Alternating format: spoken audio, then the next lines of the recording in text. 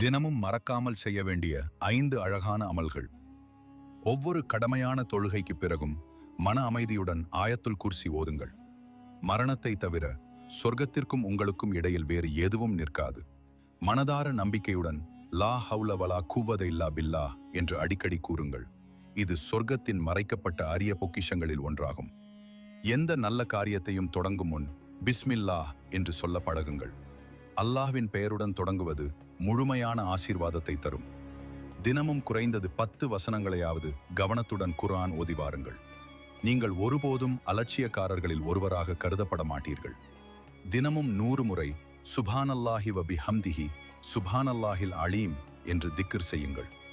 கடல் நுரையளவான பாவங்களும் அல்லாஹ்வால் மன்னிக்கப்படும். இவை அனைத்தும் மிகச்சிறிய செயல்கள், ஆனால் அல்லாஹ்வின் பார்வையில் மிகப்பெரிய வெகுமதியை தரக்கூடியவை. இன்று தொடங்கலாமா?